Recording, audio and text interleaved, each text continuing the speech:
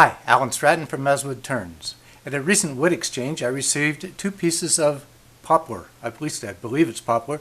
Some have said it is cottonwood, but they're in the same family. To me, the green color of the wood is the telling feature, but I still could be wrong. I then made this bowl, which emphasizes the natural edge, and it sits flat and it won't tip when it's put on a table. But since I had 2, I decided I didn't want to make 2 that are identical, and I still want to keep the natural edge that's under that bark. So I decided to turn it out, the hollow out of the flat side of this piece. But then how do you set it flat while not disturbing the natural edge? So I elected to put some small, obscure almost knobs on the bottom to be feet.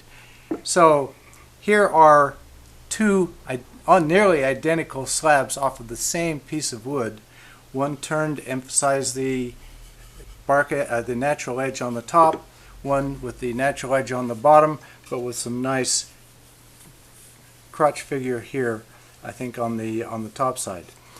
Both great candy bowls, and I love those small candies. So let's turn this natural edge little bowl.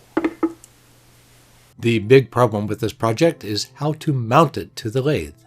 I have a large wood faceplate. I drove screws through the faceplate and into the wood. Then I cut some small blocks of scrap and hot melt glued them in between the wood and the faceplate, with the glue only between the scrap blocks and the faceplate. I did not want any glue on the natural edge.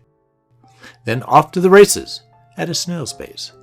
Since the wood is very off balance, I cannot run it very fast.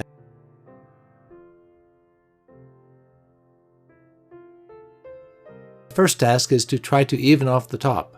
Fortunately, the wood is soft. My favorite bowl gouge does a great job.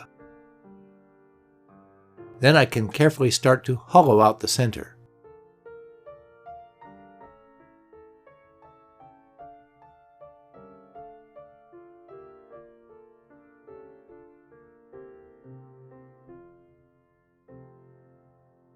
Between the slow speed and uncertainty about how well the wood is mounted, I have to be gentle.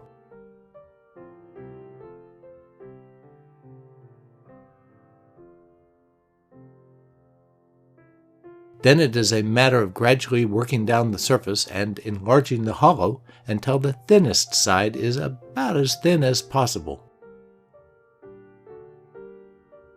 Finally, I'm using a heavy bowl scraper to finish off.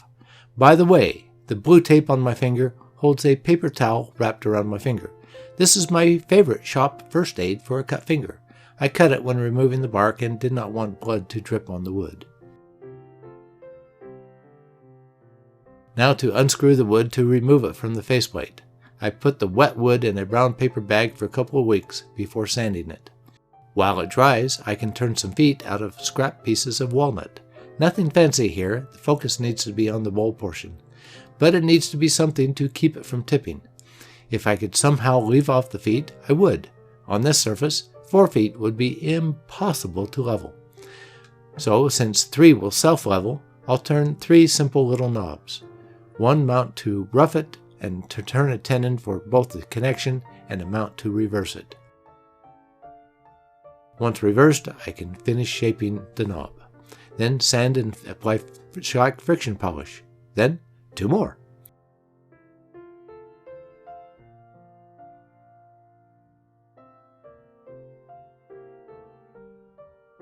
Then drill for the tenons for the knobs. I'm trying to be perpendicular to the surface where the screw held the wood to the faceplate. Finally, apply walnut oil to brighten the wood.